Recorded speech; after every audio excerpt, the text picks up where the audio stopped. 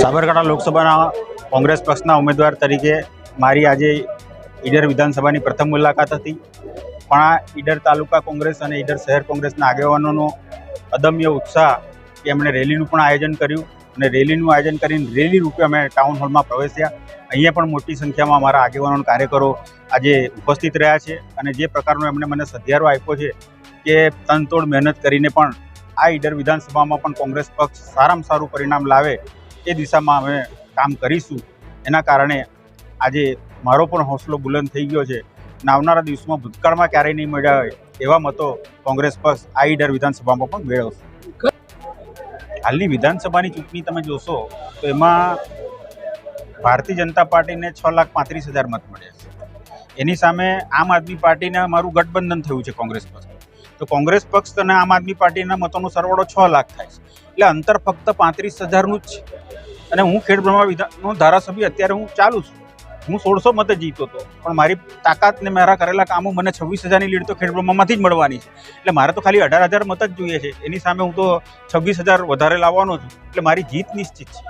અમારી તાકાત પર, અમે અમારી વિચારધારા પર, અમારા ગઠબંધન પર આ ચૂંટણી લડી રહ્યા છે.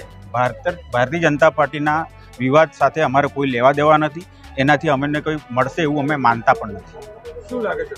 સાબરકાંઠા લોકસભામાં કેન્દ્ર સરકારના ઘણા બધા પ્રશ્નો પડતર છે.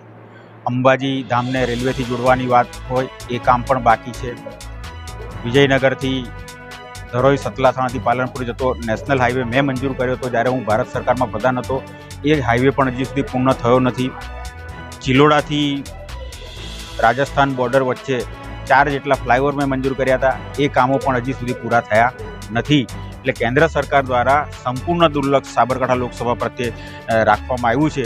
એને હું ઉજાગર કરીશ અને આ સાબરકાંઠા લોકસભાનો સર્વાંગી વિકાસ થાય એ માટેના મારા સંસદ સભ્ય તરીકેના પ્રયત્નો રહેશે. આજ રોજ હું મારા પરિવાર સાથે કોંગ્રેસ પાર્ટીમાં જોડાયો. મારી સાથે મારા 100થી વધુ મારા જે સમર્થકો હતા અને જે લોકો હર હંમેશ મારી સાથે રહેશે એ લોકો મારી સાથે પણ કોંગ્રેસ પાર્ટી સાથે જોડાયેલા છે.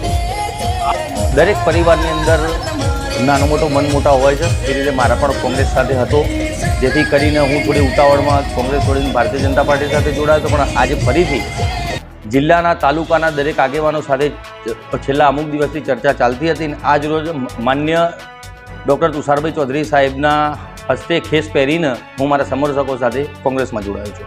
ભાઈ ચૌધરી માટે હું અને મારા સમગ્ર જે પણ સમર્થકો છે અને જે કોંગ્રેસની મવડી મંડળના જે અમારા તાલુકા જિલ્લાના જે પણ લોકો છે અમે સાથે મળીને તુષારભાઈને જીતાડવાનો પ્રયત્ન કરીશું. ભાજપની અંદર જો ટિકિટ લેવી હોય તો તમારો કોંગ્રેસમાંથી નેતા બનીને ભારતીય જનતા પાર્ટી સાથે જોડાઓ તો એક જ દિવસમાં ટિકિટ પણ મળી જાય અને જે તમારો હોદ્દો જો તો એ પણ મળી જાય. બાકી ત્યાં કાર્યકર્તાઓ ગુંગળામણ મહેસૂસ કરી રહ્યા છે. મને ગુંગળામણ થઈ તો હું નીકળી ગયો. આવનારા સમયમાં આવા અનેક લોકો ત્યાંથી નીકળશે. કયા પ્રકારની ગુંગળામણ થતી હોય છે અને કયા પ્રકારના પ્રશ્નો છે પ્રશ્નો પણ પૂછતા હોય છે? જે રીતે છેલ્લા કેટલાય વર્ષોથી ભારતીય જનતા પાર્ટી સાથે જે લોકો કામ કરતા હોય એ લોકોને ટિકિટના બાયકોટ કરીને જે લોકો નવા કોંગ્રેસ પાર્ટીમાંથી તોડજોડની રાજનીતિ કરીને લાયેલા ઉમેદવારોને ટિકિટ આપી દે અને એમના જે વર્ષો જૂના કાર્યકર્તાઓ છે એ બધા નારાજ થશે. એ રીતે બધા આવી જશે.